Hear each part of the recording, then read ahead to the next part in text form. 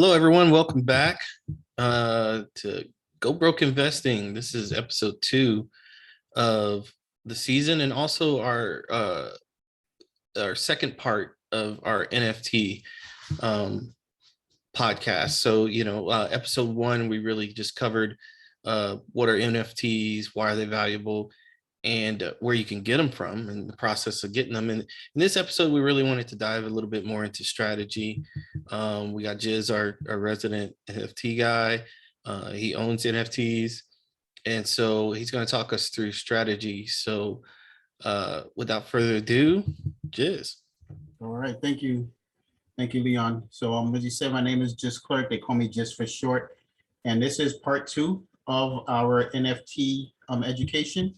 So if you haven't heard or saw the video for part 1, you definitely want to check that out, or you might get a little lost depending on, how much you already know about this space. So we'll jump right into it. I'm going to share my screen with you guys so we can see. This is I know we are on a podcast, but this is definitely one of our episodes where you would want to check out the video if you can, because it does help in the explanation of what we're talking about. And so you could check out the video. Sorry to cut you off. So you can check out the video on YouTube if you look up Go Broke Investing. And also, make sure you head over and download the podcast. You can get it from Apple, Spotify, and then follow us on social media, Instagram, Go Broke Investing, where sometimes we post these videos there. So definitely. So I want to help you guys get as much information and so you can digest it as best as possible. So this is one of the projects that we referenced in episode 1, CryptoPunks, very popular. If you're not following, these have been selling, the auction house Christie's have been selling a collection of these going for millions of dollars. Again, mind-blowing for some digital artwork, but they saw the value and the profit potential in these, and they've capitalized on it. More power to them. And so how can you and I get involved in this? Well, depending on the size of your discretionary income, depending on the size of the capital that you're working with, maybe you can start with a CryptoPunk, right? You go on OpenSea. Some of these are only for display, because you can actually see the different items, because we're talking about the blockchain is very transparent. So you can see what other people have, but you don't know who the person is, but somebody has this one, right? So they're not listing this one for sale, but someone has this one, right? But the ones that are listed for sale, you'll actually see, what the bid is. So it's very similar. If you've been on eBay before, you can either be on auction or you can hit buy now, and then you can see which items are actually available to purchase. So yeah, so it looks like nothing's available for buy now. It's just auctions. Yeah, okay, they don't want to deal with that. There's like nobody, they want to run up the price. Oh man, they got nothing on auction either. Okay. So yeah, guys, this is basically like eBay, but for digital assets. OpenSea appears to be just a very user-friendly platform. You find the thing that you want, you can search, and they have a buy now feature. They have a on auction feature. And I mean, you can bid on it or you can purchase it now if they they allow that, just like on eBay. And the thing is that they're sold in Ethereum, right? So you have to find out what the value of Ethereum is at the time. So if, again, we're looking at the CryptoPunks, get this pulled up.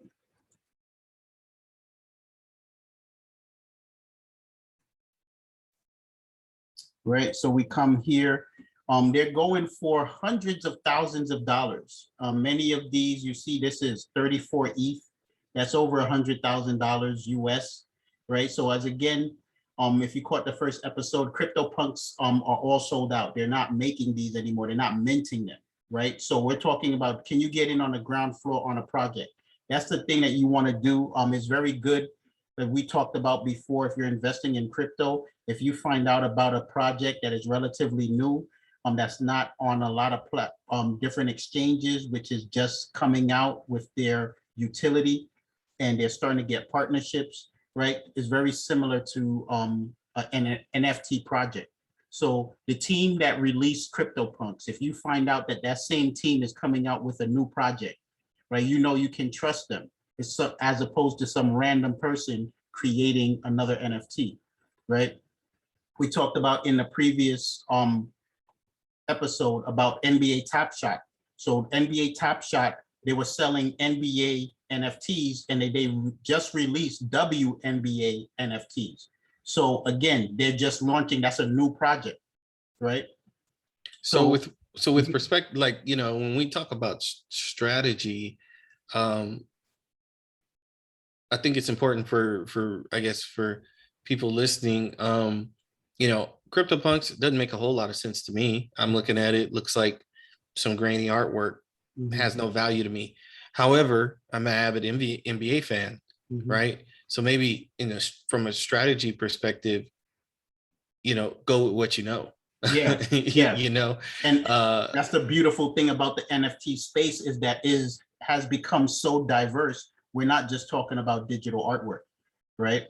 So is exactly as Leon said, if you, whatever your interest or your background is, what you like, and you have some knowledge of already, right? You can go and you can now get into the NFT version of that, right? If you're into action figures, right? If you're into comic books, right? They have NFTs for that, right? We talked about the Vive network before.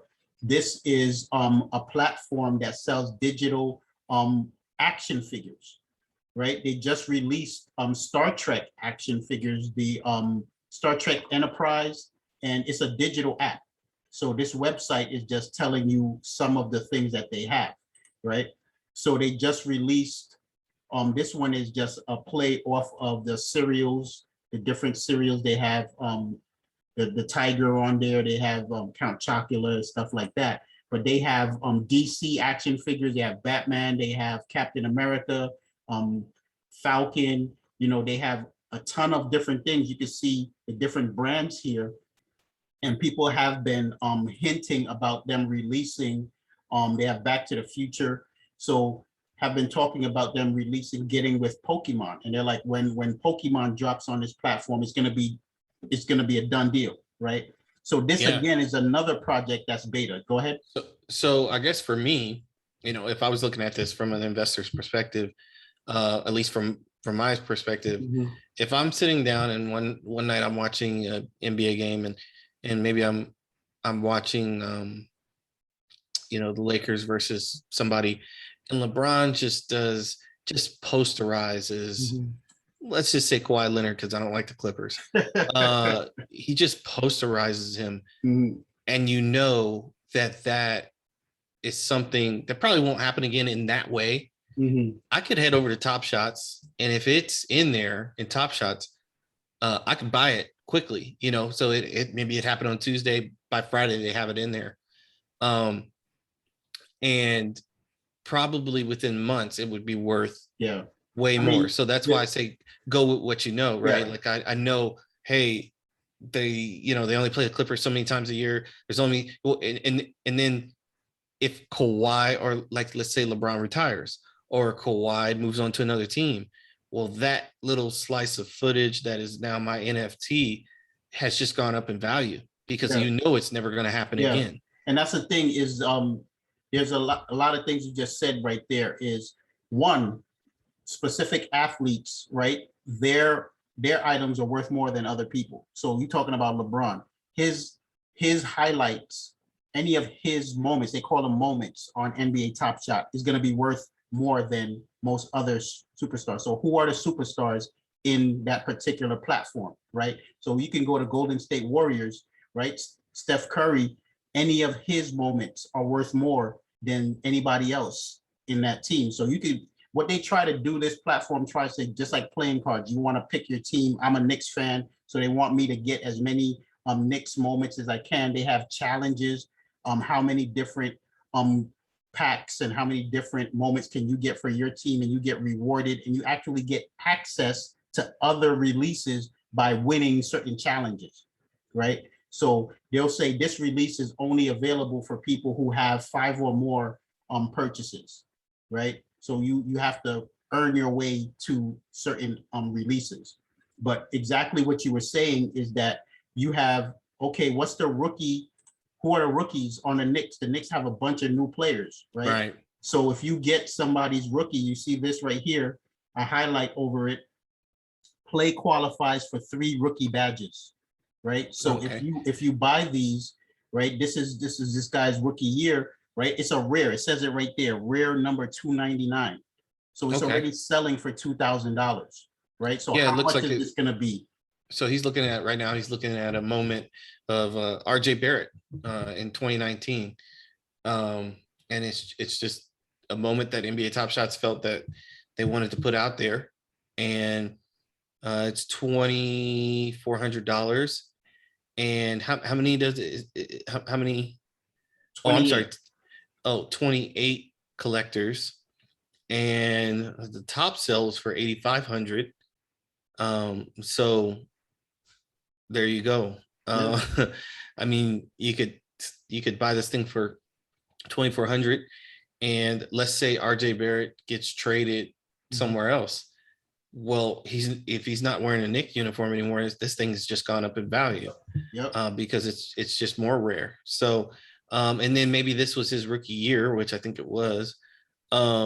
So he's never going to have a rookie year again. So just like when you have, collector's items from when you were a kid, it's the same thing. I remember I used to collect, what was it, Pogs or something like that. Mhm. And that was the big thing, you would collect Pogs and everybody would go out there and people would pay big money to get Pogs. I don't even think Pogs exist anymore. But at the time, if you had certain, what they call them, slammers, though some slammers were worth more than other slammers and things of that nature. So same thing. Yeah, and that's the thing. These how many verse copies of these are there? That's the thing. When they put these on this platform, they don't make they certain amount of these. They'll make a small number, so they already know it's going to rise in value.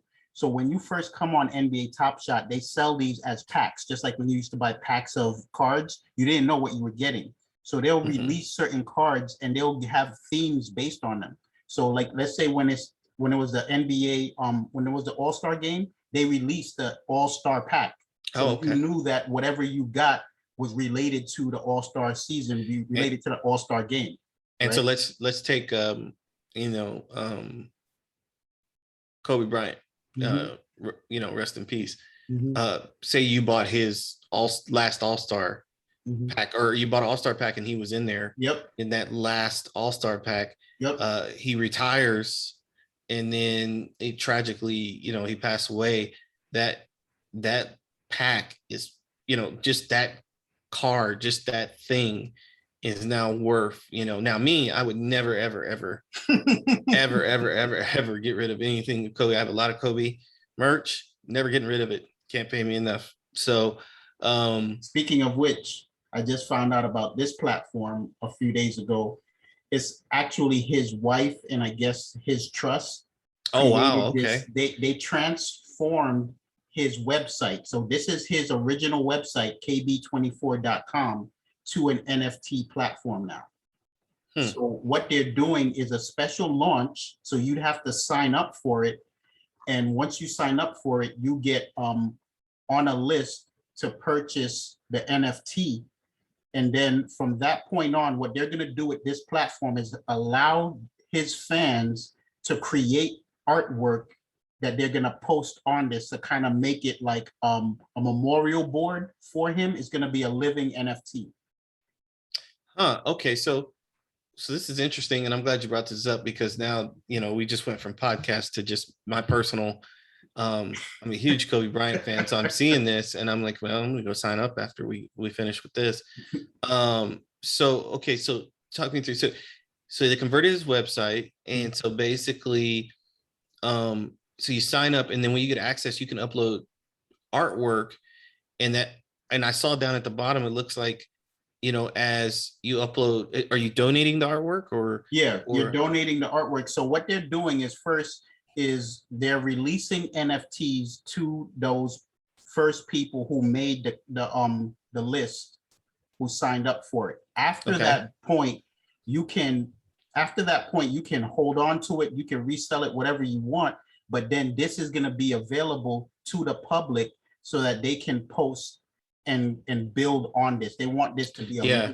a living platform. And as you scrolled up, I saw that it said all donations go to the Mambacita Sports Foundation. You know, so this is wow, it's great. Yeah, I'll be signing up for this after that. Yeah. So that So this kind of go ahead. Yeah, question. no, no. So I'm just saying, you know, again, go with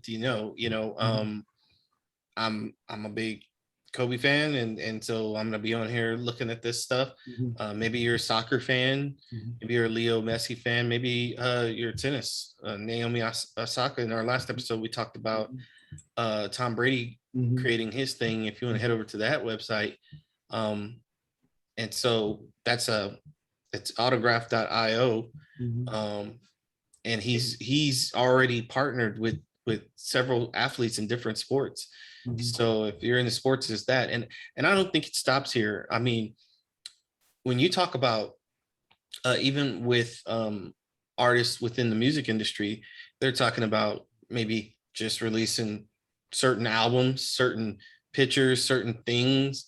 So if you're a huge hip hop head, maybe if Jay-Z drops an NFT, you're over there like, okay, I want that, or, you know, things of that nature. So go with what you know. There will be, this is just the beginning. There will be NFTs for everything. Perfect. Exactly what you said. And a lot of this is timing, right? So a lot of times, you know, you're getting into this space. We missed out on CryptoPunks. We missed out on a lot of these other drops that are making thousands, hundreds of thousands, millions of dollars. But there are new opportunities coming into this space. Big brands are coming into this space. Celebrities, athletes are coming into this space. So you need to find out, and you need to pay attention so that you can find out what's new, right? So a lot of this stuff, like right here, a lot of this stuff is still up for grabs, right? Tiger Woods is going to retire at some point, right? So these are still selling. Look, $12, right? I guarantee you when he retires, this is not going to be $12. No. Right. And how many is it? It's in, there's 5,000 editions, and then there's 2,500 platinum editions. So let's take a look in there. Can we click on that? What do we get when we pay $25? And so I'll read it for the people who are listening. It says in the details, actually, this is in collaboration with Upper Deck. So it basically says the Tiger Woods Platinum Premier is an official autograph preseason access pass. Holders will be granted VIP access to our first limited edition Tiger Woods drop and gain access to autographs private community on Discord. On the autographs, the autographs private community on Discord. So again, man, I mean, maybe you want to talk to Tiger Woods about life or ask him a question or whatever. Well, I mean, you spend $25, you've got that access there. The thing too is the first part of that, because you dished out $25, you're gonna get access to their limited edition drop. Right. So not everybody, this is not gonna be, hey, check us in another month or wherever to find out. Like, only people who got this will get that notification, is that, hey, we're releasing his limited edition NFT. Do you want a piece of that action? Right. And it's only a matter of time before guys like Grant Cardone or whoever get a hold of this, and they're like, hey man, I'm putting out, you know, my seminar via NFT and I only got 100 spots. You know what I mean? And then you're buying his NFT for however much, and just to get access to this seminar that he's going to do, a special seminar, one-time thing. That, I mean, I'm just telling you, this is the future. Yeah, I mean, there's a lot of different ways of doing it. Like you said before, right? So if you missed out on like the CryptoPunks, there's a lot of different people doing their own version of CryptoPunks. So CryptoPunks was released on Ethereum. So there are a lot of different platforms now. Cardano has their own NFT platform. Solana has their own NFT platform.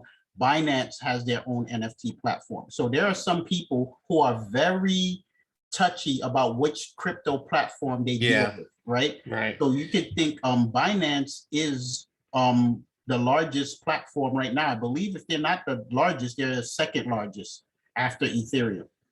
So Mm.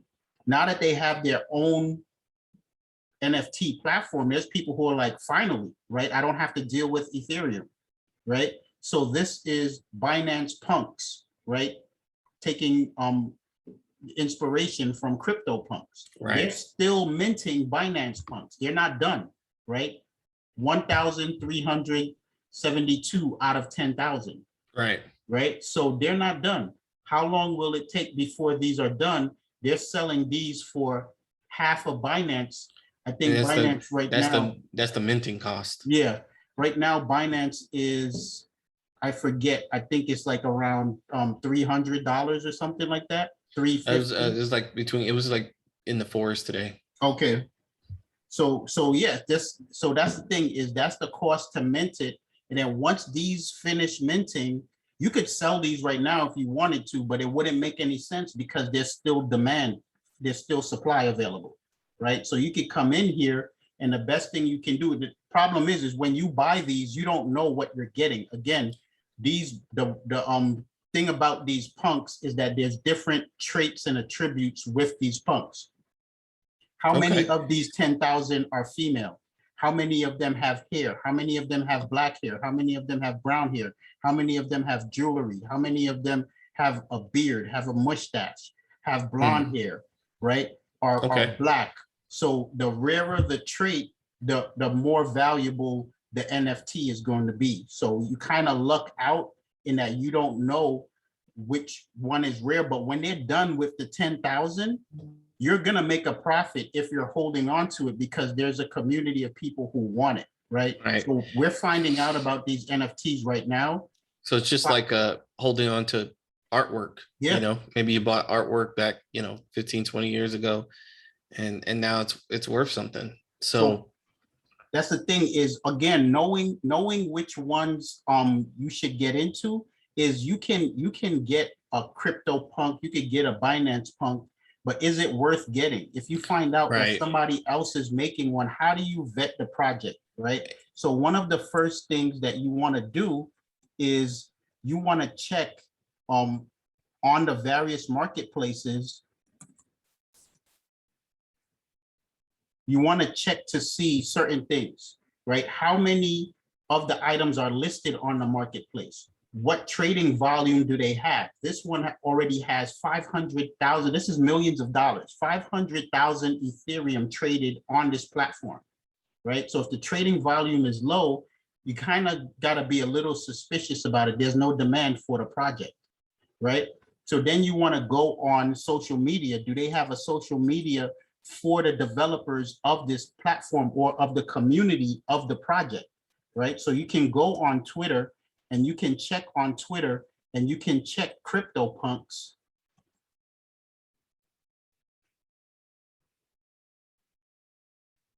And while you're pulling that up, I just want to talk about like every, when you're investing, right? The big thing here is there's always a risk of losing money, right? Mm-hmm. So if you're investing in a crypto punk or if you're investing in some sort of NFT, when you invest in it, invest with the thought that I could lose this money here. Mm-hmm. That's why I say go for what you know, because Yep. even if I invest in something minted for on a Kobe Bryant website, because I'm a fan, I'm happy to have it Mm-hmm. regardless if it's worth anything or not. So Mm-hmm. that's why I say go with what you know, because now you're just spending money on things that could potentially turn into big investment, but if they don't, you still have something cool.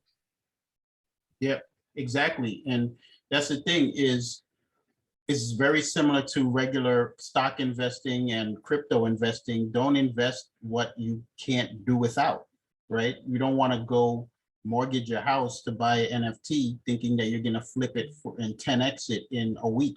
But somebody will. Yeah. Somebody will. Yep. Yeah, So all the time, man. the best thing to do is, if you have a little time, search social media, read a little article. You could just Google NFT. A lot of these projects I found out about, I just Googled NFT and find out because it's not the regular news that you're looking for. You're not looking for this to be on NBC, on CBS, on CNN. You're looking for these particular platforms that focus on crypto, that focus on NFTs. And I would call that edge investing, right? So you're investing in something that you have it's still fringe, still new, still trying to figure out what it is. And, with that comes more risk. And so here's the thing though, I mean, sometimes a risk pays off a lot and reward. If years ago, if you would have been looking at cryptocurrency or, even Bitcoin, you'd have been like, what is this worth? Why am I even spending money on this? I mean, I guarantee you somebody 10, 12 years ago was like, why would I spend, $100 or $50 or $10 on this? And how does it work? It doesn't make sense. None of this makes sense. That's what I'm saying. But now we fast forward today, it's worth $40,000 to $50,000, and people are like, man, I should have got in on that. This is kind of the same thing. It's very fringe, very new. You don't know how things are going to pan out.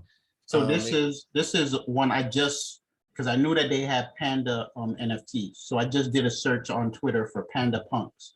So one of the things you want to do, right, is go to their page, their Twitter profile page, and look at their followers. They have 41,000 followers. That's a pretty good number, right, for something that I've never heard of, right?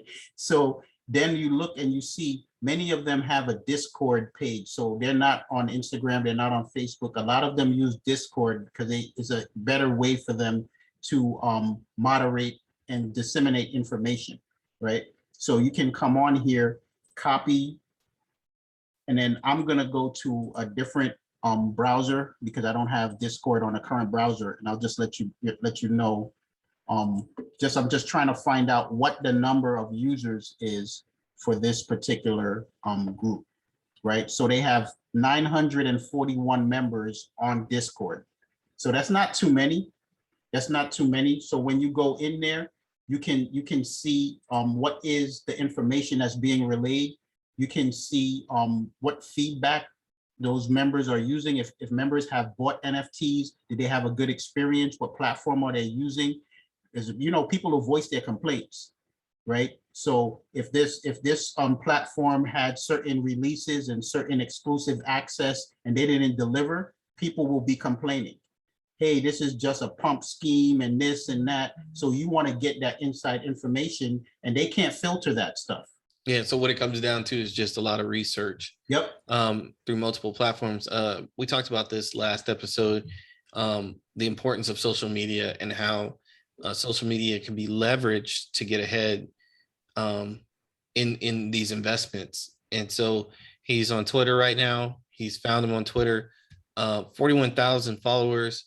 That's a pretty good following, but he talked about there's only 941 in Discord. So it shows me there's a lot of interest, but maybe, people are still hesitating and skeptical to pull the trigger and get in, or maybe people don't understand Discord. So all great stuff. But yeah, I mean, that's our goal here.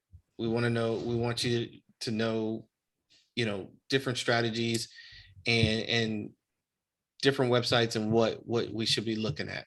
So here's another project. You're talking about video games. So this one has been on the news. It's called Axi Infinity. So this, if you can think of Pokemon, I think most people know Pokemon. It's very similar in the fact that these are various critters that you have to raise and that they fight each other, and that you actually earn cryptocurrency by winning battles. So the thing about it is you need 3 to battle 3. You can't just play with 1.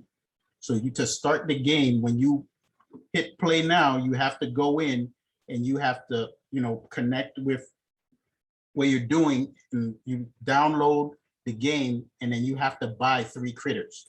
So when this game came out, I think it was about 2 years ago, the critters were like a couple dollars for a critter. And right now it's almost $200 for the cheapest critter, because depending on, the strength, the speed, different characteristics of the critter, you can buy, relatively cheap critter that you're gonna try to build up to gain strength and speed, or you can buy a very strong and fast critter from the jump. So if you want to get one and say, hey, I want to start winning, making money from the start, you're going to have to pay almost $200 for one critter. So that's $600, right? And that's because of the appreciation and value of these NFTs over time. So who knows, next year it could be $1,000 for one critter, right? In what made this make some news is because of the pandemic in Singapore, people started playing this game because they had no time. Many of their jobs, their day laborers, because of the pandemic, the whole country was shut down. So people weren't making money. They were on their phone, they're downloading this game, and they're actually making money off of this game, winning in cryptocurrency, converting that cryptocurrency into regular fiat that they could use to pay their bills. They're making more money playing this game than they were making 9 to 5 when they weren't in lockdown. Right. And there's some, because the price of the Axis went up so much in value, the people, the communities in Singapore actually created a scholarship program within the Axi community so that you can get a scholarship to pay for your Axis that you want to play. Right. And the website here, guys, is axiinfinity.com. And you could actually, some people will buy these and they'll rent them out for people to play them. Yeah, I mean, this stuff, you know, it really is like a rabbit hole. So, I mean, we could be on here for days, but yeah, so that's basically it though. We wanted to provide an overview of the different strategies. Really what it boils down to is something that you're into and research it. If you like it, buy it and put it in, you know, put it in your wallet and hold on to it. Maybe it's worth something one day. So Yeah. If you got anything else, just, I mean, you got any final closing thoughts on as far as the NFT revolution is concerned? Yeah, this is just getting started. This is just getting started. We didn't even touch upon music, you know, how artists are leveraging this. I was talking to a friend earlier this evening, explaining to him how Tory Lanez is an artist out of Canada, one of the first artists, major artists to sell NFTs, the album as NFTs. So he sold 1 million albums, $1 each, and sold out in less than an hour. Right. So that's an eye opener for the music industry, because they're like, okay, if this guy can do it. Yeah.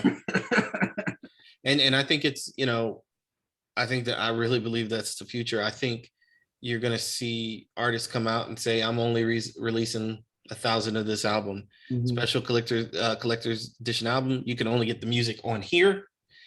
And that's it, you know. But he released 1 million. He released 1 million. Right. And then people are reselling it.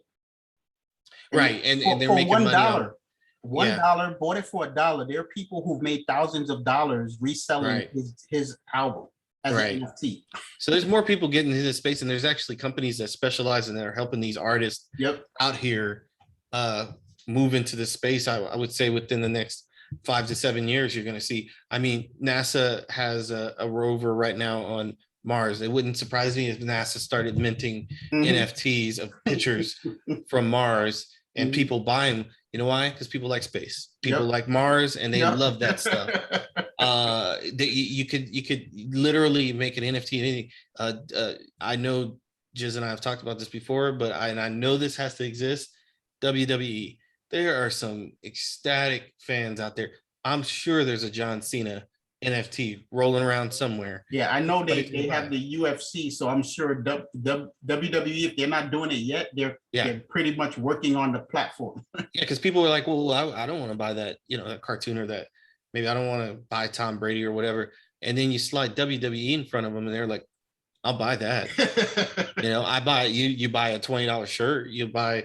You know, so it's just a matter. It's once these industries figure out that they can monetize digital assets, and in the same way that you crave content and you're a fan of something, you like something, once they figure out how to mint and monetize it, that's what they're going to do. Yeah. And your favorite thing, you'll look up one day and your favorite thing will be an NFT, and you'll be whipping out your card to purchase it. And that's the future, you know. we're essentially in, if this was the internet revolution, we're in dial-up right now. Yeah. You know, we're still in dial-up. We haven't even hit, as far as cryptocurrency and NFTs and digital assets, we haven't even hit was it DSL, and we haven't hit fiber, and we haven't hit any of that yet. We're just in the beginning stages. But thank you guys for listening, and we appreciate it. And stay tuned, because we got more episodes coming, season 2. All right. Thank you for listening.